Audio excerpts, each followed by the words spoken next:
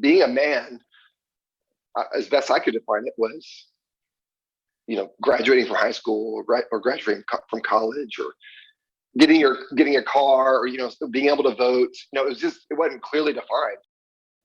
That manhood is not about going solo. It's not about trying to be super tough and never cry, but it's more about identifying yourself in Christ. And that was a huge shift for me. That, plus a whole lot more, is what's in store on today's episode. So let's go. This is the show dedicated to raising up the next generation of men of faith and character. My name is Mark Stanifer. Welcome to The Next Men Up, part of the NRT Podcast Network.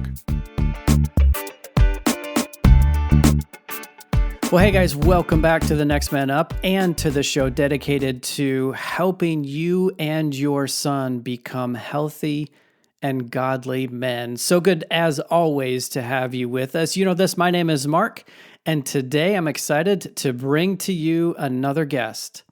Today, I get to speak with Eric Browning. Out of dedication to his role as a man, a father, a leader, and a legacy bearer, Eric forged the father and son ministry known today as Sand to Stone in 2014 as a way to provide fathers the environment and tools to communicate biblical manhood, as well as to give sons a clear pathway to embrace and mark their journey. Sounds like something we would be interested in. Eric uses a combination of father-led outdoor adventure, competition, contemplation, and ceremony to set the stage for men to raise up future men for God's kingdom.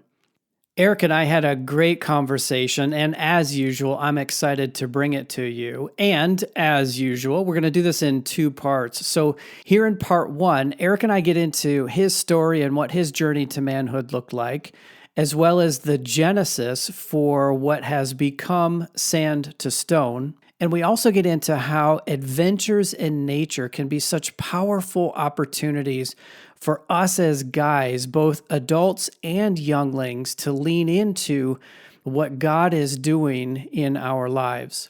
I had fun recording this conversation with Eric. I hope you have fun listening to it. So let's just get right to it. Here's part one of my conversation about what real manhood looks like with Eric Browning. Well, Eric, what an honor to have you on the show today. Man, I appreciate you giving me some of your time, giving our listeners some of your time today, and I'm excited to chat with you and to see where our conversation goes. And I appreciate you having me here. It's an honor. So one of the things I like to do with guests is to just go back in their background a bit and pull out the process, the journey to manhood. And so I thought maybe we could start there.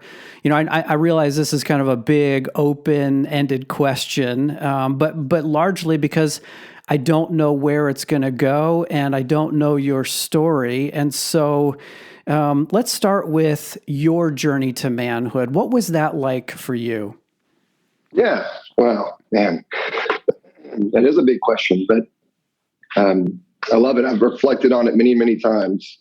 I'm the son of a football coach. My dad grew up playing football, loved it, got into coaching.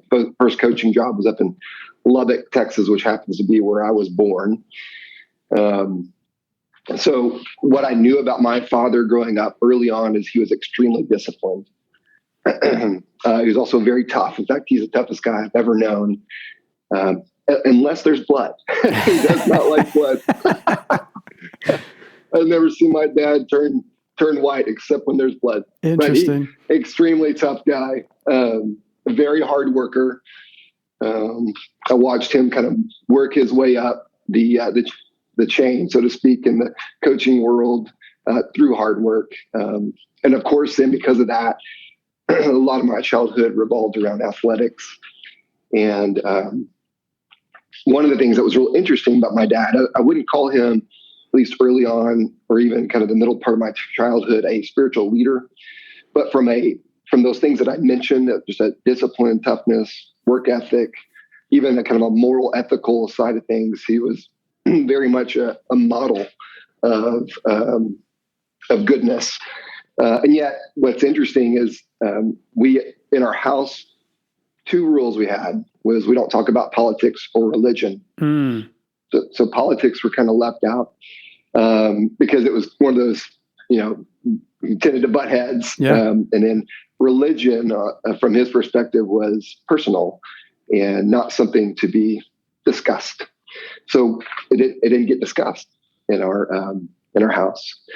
And so that absence kind of was interesting because what I saw then, we often hear that what we believe God is who we see in, maybe our earthly father. Yeah, that's right. So in the absence of kind of that religious context, I saw my dad, who was disciplined and tough and a hard worker, but it wasn't really built around the idea of grace. And so oftentimes when my dad was frustrated, I took it personally. And so I translated that to a God who was probably very frustrated with me all the time, or mad, or stern, if that makes sense. Almost like I had to earn love. Now I know, even reflecting back now, that it wasn't a matter of earning my dad's love, but that's just that was my perspective at the time. And so when we lived in Kingsville, Texas, about the time I was 10 years old. And I had a youth pastor. So I will say this, even though my dad necessarily didn't, talk about religion, he did get us to church. And so we were always engaged in a church somewhere. And so we were engaged in a church in Kingsville, Texas, when we were there for a couple of years. And I remember distinctly our youth pastor coming and share. I don't even remember what he shared, but I do remember this. He left for a moment and just told us to wait. Here we are, a bunch of 10, 11-year-olds, comes back in with a basin filled with water and a towel. And here's this adult that kind of went person by person around the room explaining Jesus as the servant and how Jesus washed the disciples' feet and the story behind that. And I remember that was such a huge turning point because I was like, man, I thought God was this mad, stern, guy that just kind of stood up there and was ready to rain down fire and brimstone on me when I messed up. Right. But here's a picture of Jesus as a servant, and it completely blew my mind. And then there was an invitation by our youth pastor, and I remember thinking, if that's who God is, that's who Jesus is as a savior, that's what I want. So interestingly enough, I made that decision, and because we don't talk about religion, I didn't tell anybody. Wow. It became just this personal thing. So for several months, it was just this commitment that I had made. I understood it enough to want it and receive it, but there was no discussion. There was no, celebration around becoming a believer until that same youth pastor and I were riding in a car to some event that we were doing with the youth group. He said, would you like to ride with me? Everybody else was on the bus. I was like, sure. And I think he took that opportunity to share the gospel with me and then asked me if I'd ever made that commitment. I said, well, actually I have. And he was like, what? I said, yeah, I did that months ago. And so I had that same conversation with him about just how I grew up. And he was like, no, you need to come forth and make that public. So anyways, I did. So that was great. Now, if you kind of go beyond that, I'm still living in a home where largely my dad's not talking about religion. I'm getting pretty much everything from a youth pastor or a pastor. I kind of fell into what probably most people fall into, which is kind of this idea that my identity is caught up in the pursuit of athleticism, pursuit of a girlfriend, academics, kind of ultimately getting that job is going to make me a lot of money, give me some sort of status. So I kind of got wrapped up in that. And I feel like that carried me through into college. But I met a guy named Lance Leonards. He was the leader of the Campus Crusade team at Oklahoma State. Great guy. And he and I started connecting kind of one-on-one. And then at one point, he had a group of us go through a book by Robert Lewis on authentic manhood. Mm-hmm. And I remember, again, it was kind of a big shift for me. We learned about rejecting passivity, about leading courageously, accepting responsibility, and about expecting God's greater reward for our lives. And but also about healing some wounds or misinformation from just growing up and learning that manhood is not about going solo. It's not about trying to be super tough and never cry, but it's more about identifying yourself in Christ. And that was a huge shift for me. And at the end, we had a camp out, and we went out and got around the fire, all took our shirts off, probably growled a little bit, grunted. And then we had a ceremony to officially designate us as men. Okay. Because leading up to that point, I mean, being a man, as best I could define it, was, graduating from high school or graduating from college, or getting a car, or being able to vote. It wasn't clearly defined, because I wanted to be like out there on my own. But I graduated high school, and guess who's paying for my college? That's right. That's my right. Parents. So a man doesn't need somebody paying for college. So anyways, this was a great defining moment for me. And what it's done is over the years, it's helped me to recenter my life, to put God first. That when I do work, I'm not working for my glory, but for God's will. It's helped me to learn the importance of being accountable. I think one of the things that a mentor after Lance helped me with is just to learn the love and compassion for other people, to have empathy towards mankind as a whole. And really to just love people as I've been loved. And really, the grand scheme of things, I can't love anybody any better than I've received and understood the love that Christ has given me. That's right. Anyways, I hope that was somewhat helpful, but that's kind of a journey towards manhood for me. Yeah, absolutely. There's a lot of interesting way markers or milestones along that path. I'm curious. Well, I'm curious about your dad's response once he discovered that you had put faith and trust in Jesus. What was his reaction? Oh man, that's a great question. I don't really remember there being any celebratory reaction. I think it was a decision, and I think he was probably happy for me, but I don't really have a vivid memory of that. Now, what's interesting is it wasn't till I'm 44 now. I would say about 10 years ago, my dad actually started praying at dinner. Mm.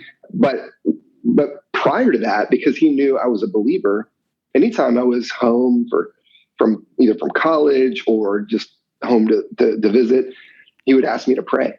So there was some shift somewhere in there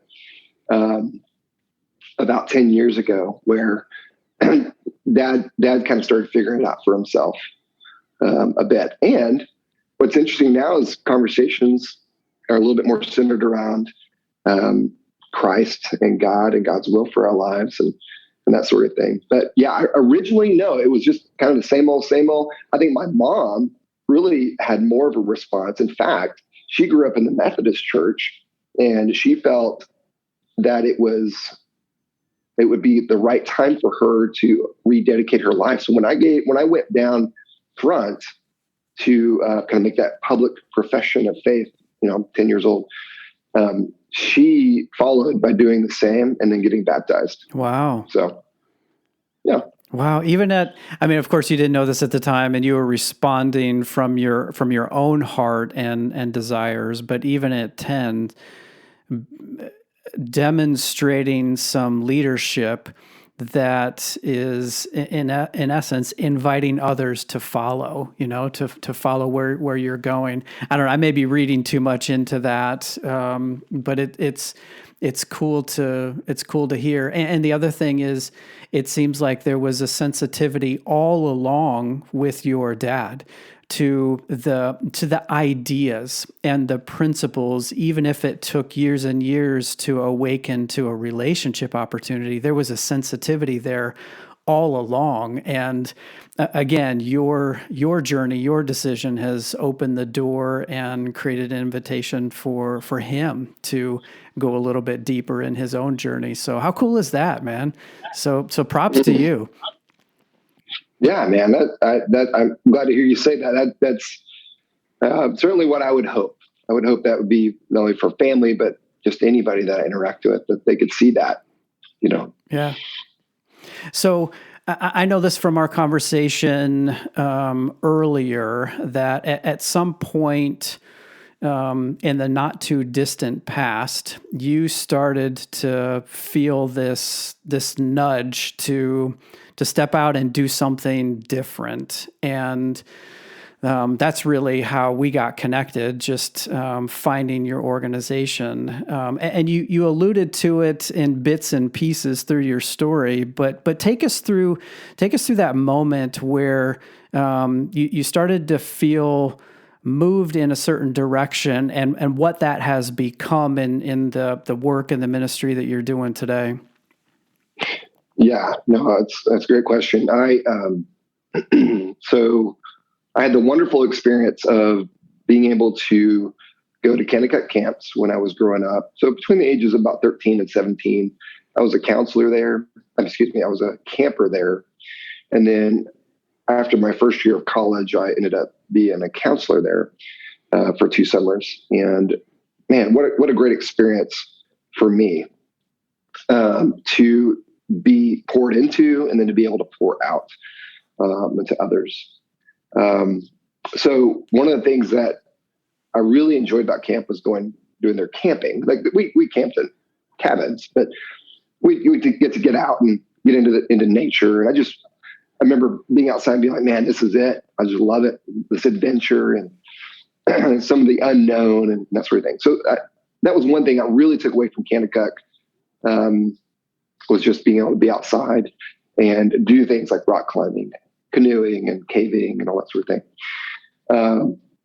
And the other thing that was really influential was the teaching through Kennecott, the teaching even through Campus Crusade, and this kind of awareness that darkness around us seemed to be closing in. Mm-hmm. I remember there being kind of this vision in my head of like a waterfall, and then a trickle of a stream.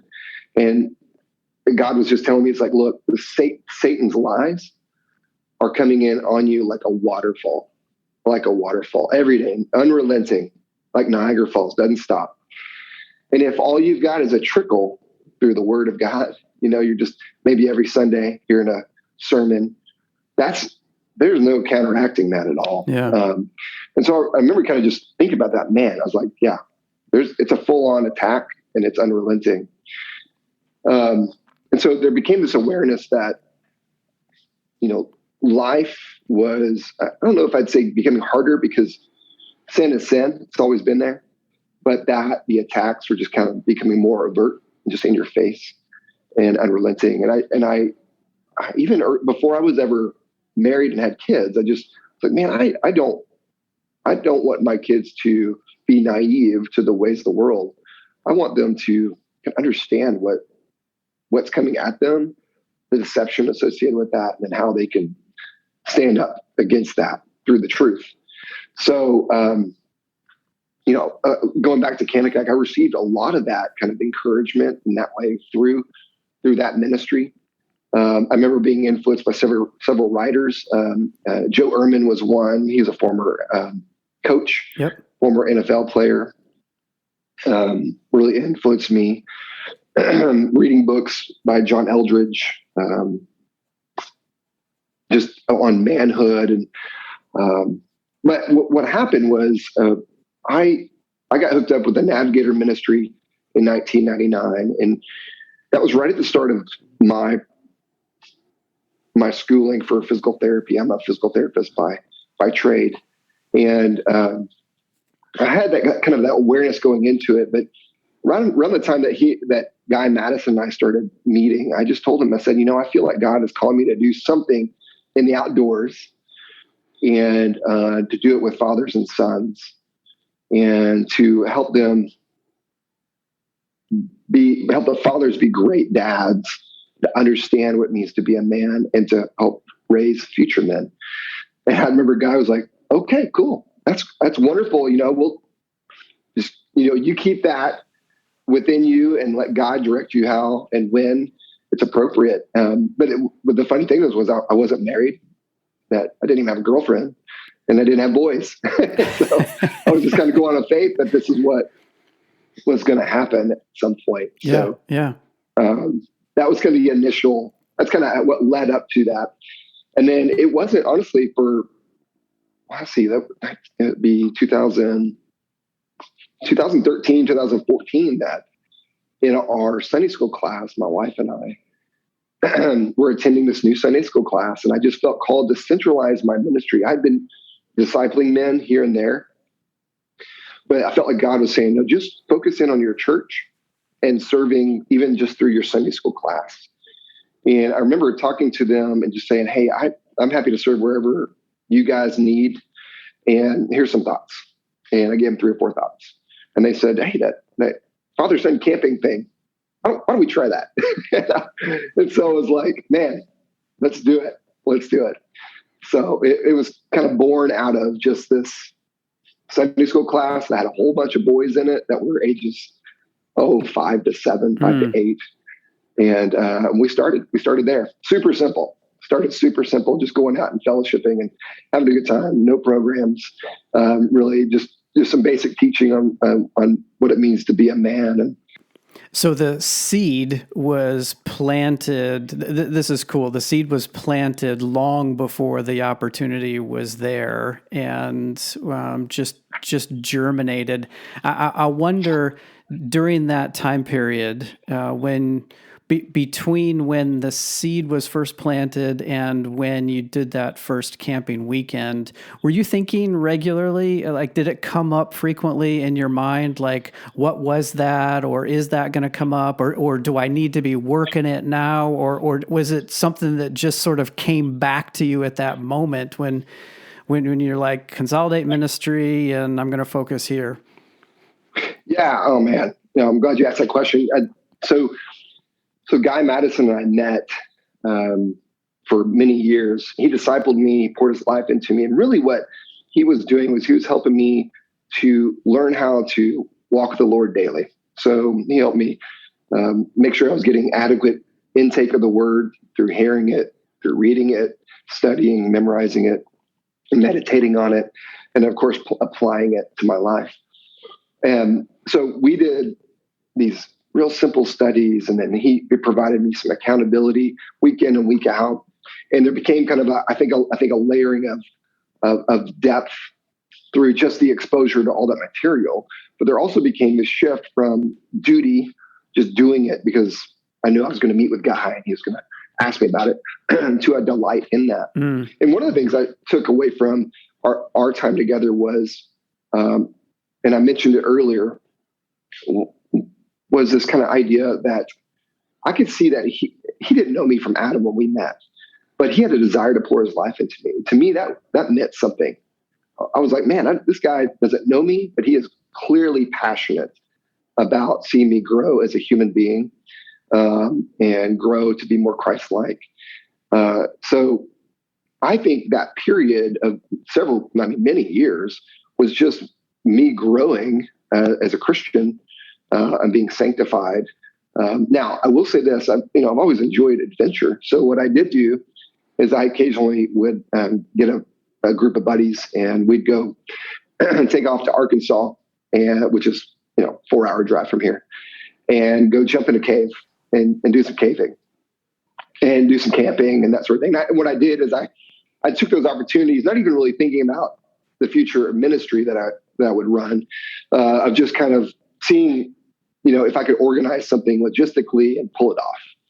And so that was a lot of fun, but I wasn't necessarily thinking about ministry. Now, what ended up happening is when I had my first son, I'd say around the time he was about 3 or 4, those original thoughts started coming back up, mainly because personally, I wanted to be a great dad that didn't want to see my son overcome by the waterfall of deception. I wanted to give him a good, healthy dose of the word. And so I started obviously rejecting what I had learned growing up, which is we don't talk about religion. Instead started embracing that not only do we need to talk about religion, but and more specifically Christ, but we also need to live out the gospel and that message of grace daily. So I think ultimately this desire over here to do that, plus some of the previous experiences, both with Guy and then just taking people out camping, started to come together. And what I tell people is, I said, this ministry really is born from me just wanting to do the right thing, be a great dad, raise a future man or future men. And at some point I was like, you know what, maybe we should just invite people to come along and do this with us. And I think at that point, that's when I was like, I see all these kids, all these boys in this Sunday school class, and I'll offer them my help on this discipleship side of things, but I'll also ask them if, some kind of camping deal would be of interest to them. And then that's when they grabbed hold of that and said, let's do it. Oh, that's cool, man. So I hear in your story what I hear in so many other stories, that there were men along the way that poured into you. And of course, your dad did in his way, but then God brought other men into your path to continue that maturation and development and initiation of you along your journey, all the while developing and nurturing that seed of ministry that he had given you through the things that you already enjoyed doing, like the adventure and the caving and those wilderness experiences, until it becomes today something that is a blessing and an outreach to others that I don't know, who knows, maybe the kid way back when never saw what it's become for you today. I don't know, but it's just cool how God brings those seasons together to where you are right now, and the impact that you're able to have with the work that you're doing. Yeah, God has been very faithful, really, truly, through this whole process. And there's been a whole lot of just waiting, sure, and letting God just, say, hey, don't rush it. And then there's been just the blessing of seeing him then just all of a sudden just hit me with something, an idea or whatever, just to say, okay, that's what I want you to do. Go do it. And that's been fantastic. So we've alluded to this organization, this ministry, but you haven't really described it yet in the form that it is today. So take a minute and just talk about that. Like, where is it, and what is the work that you're doing today? Yeah. Well, the ministry is called Sand to Stone. And, the name Sand to Stone really comes from a specific passage, namely John 1:40-42.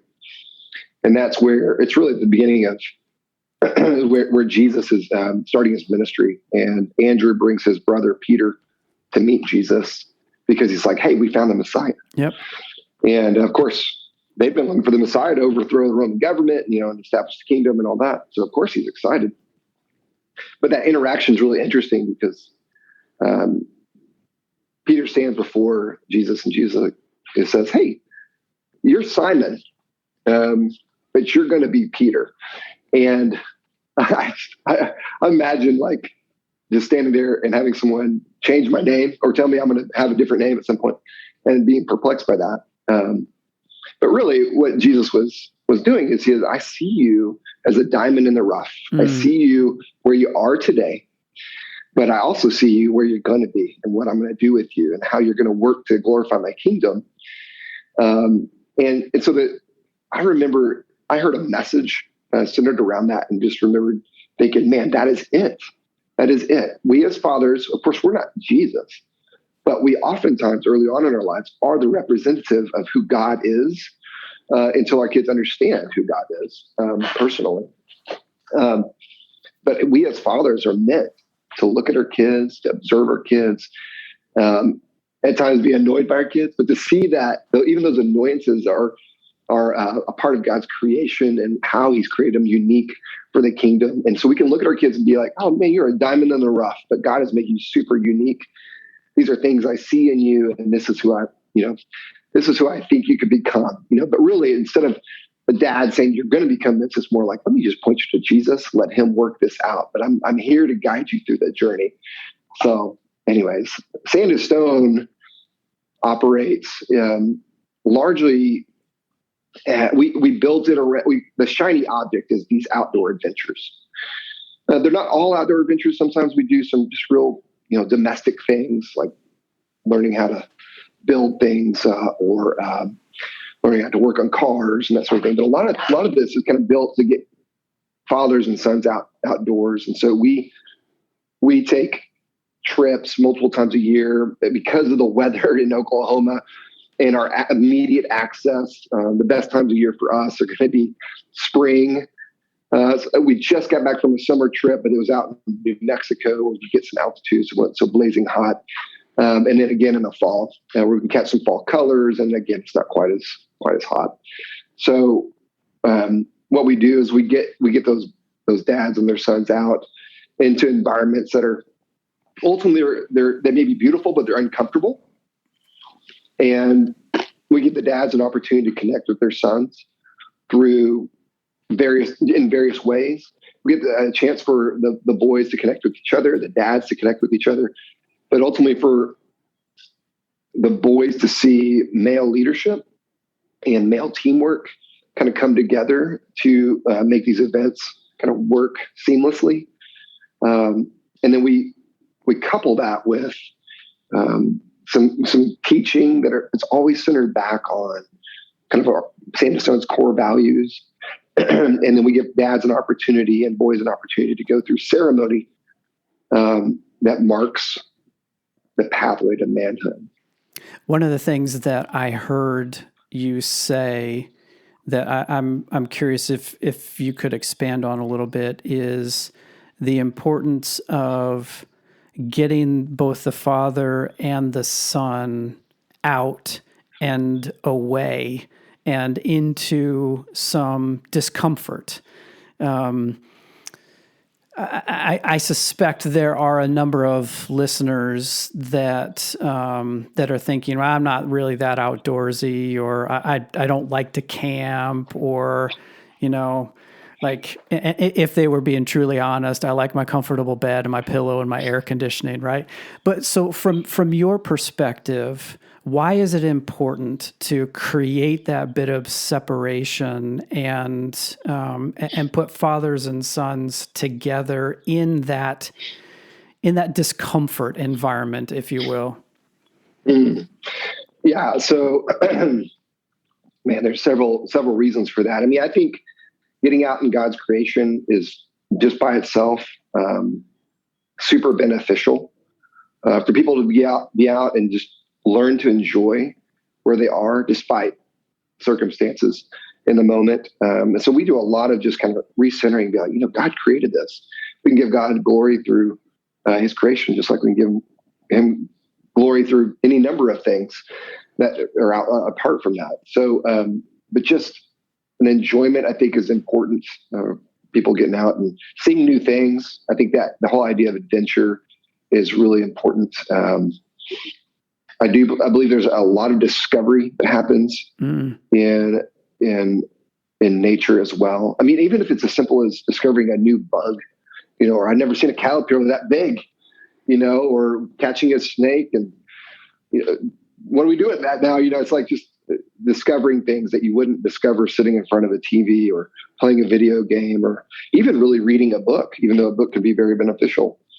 And there's honestly, there's life lessons. I mean, just think about it. Like 100 years ago, your father didn't necessarily have to sit you down and tell you about the birds and the bees. I mean, you just spent time outside and watched cows the birds and the bees. You figured it out pretty easily. Right. What was going on there. Right. So there's lessons to be learned just by being in nature in general. Now, from the harsh and kind of uncomfortable side of things, I mean, nature is harsh. I think one of the things it does is it humbles us. It brings us down and teaches us, oh, you know what? I'm just a guy. You know, I can't stop that thunderstorm. It's now hailing, and I can't do anything about it other than try to get in my tent and get away from it.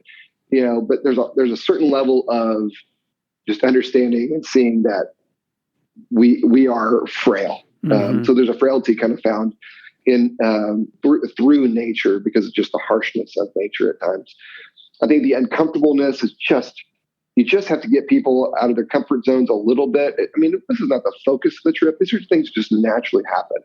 Because what it does is it will expose those areas where you've become too comfortable, where growth maybe has been stunted, where you have more potential, but you've never realized it because you've not put yourself in situations that push that and that push you to go further. I mean, we just got back from New Mexico. We were hiking the highest peak in New Mexico, and it's called Wheeler Peak.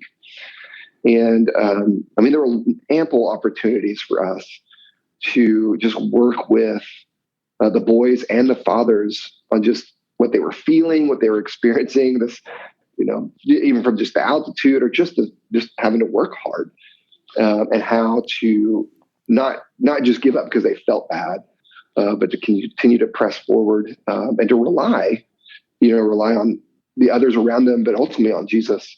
So there's a lot of life lessons through that. What else? Oh, you know, kind of along that same vein, just there's a healthy risk in being outside as well. I mean, in these adventures. I mean, if you're not providing risk, I think you're shortchanging kids, specifically boys and men. I mean, we as men love adventure, but we love kind of this element of risk, large in part. Now, one of the things we in the ministry we don't do is we don't just do stupid things. Everything's calculated, but there's this kind of element of, okay, I could hurt myself, but if I've planned and I'm prepared and I have strategized, then I can make wise choices and remain safe. So I think all of that's really good. Now, as a caveat, what we've done with the ministry is in order to appeal to the masses, we have combinations of car camping and then hike through camping experiences. Because we understand there's going to be dads that, man, they've never been camp. In fact, that original group, I think at least a third to half of our group had never been camping ever. So it was a new experience. I mean, they had tents that were leaking, tents that were too big and trying to blow away, and they've since kind of remedied that. But what we've tried to do is with some of these car camping events, we just make it extremely easy. You show up. If you don't have equipment, we'll provide you equipment. We'll help you set up your tent, tear it down, whatever. And maybe through that, you can kind of learn a little bit more about what it's like to camp. But then also, you don't have to bring all your camping gear in the sense of you don't need to bring your cooking stove and all the things that would be super annoying from a logistical standpoint. So we provide all of that. So we set up a big camp kitchen, and we want people to be able to just show up and be like, man, what a great experience. I get to go camping, but I don't have to do all the legwork, on the front end or, throughout. I just to show up. So we've done that to make it easier for folks on that side of things. Yeah, absolutely. There's a couple phrases that are rolling through my mind right now that I've been chewing on for a while. One is something I heard someone say about a month ago, and that is comfort can be an idol. And that really resonated with me in many different ways. And the other thing is something I was telling my daughter just last night. I forget where I heard this or read this, but it was in our digital virtual age. It was this encouragement to pursue the real thing, not the virtual thing. And you even alluded to it with technology. We can see pictures of where you were. We could read books about where you were. but it's not the same thing as being out there and actually making the trek to that Wilson's Peak or wherever you guys were in New Mexico. There's something about embracing the real thing. Anyway, just a couple of thoughts rolling through my head as you were talking about how getting guys out into nature, which is something that doesn't naturally and automatically happen anymore, given our economy and the way our lifestyles have evolved, if you will. It's more of an intentional choice that we have to make. It's not an automatic thing that happens just because of how we live or how we work around the farm or in the small community. Well, guys, I hope you're enjoying the first half of this conversation with Eric Browning and how he's charting his course from boy to where he is today, investing in the lives of fathers and sons. There is so much more to come, but we're going to break it here for this week. But next week, we get into very specific principles or characteristics about what it means to be a real man, at least as Eric and the organization of Sand to Stone has thought through them. So I invite you to come back with us next week and finish this conversation so that you can hear really the principles that are behind the work that Eric is doing, not only as a dad, but as he's investing in the lives of other dads and their boys. And so anyway, thank you once again for being with us for part 1, and I invite you back for part 2, same time, same channel next week. And of course, if you have any comments, feedback, questions for us, you can get us at feedback at thenextmanup.com. As always, we'd love to hear from you. Okay, guys, that's it for this week. We'll see you again next week. Until then, adios.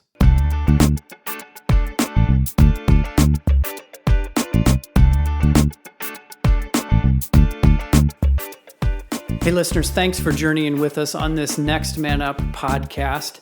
We would love to hear from you. Maybe you have a question or an idea, perhaps a topic for us to consider.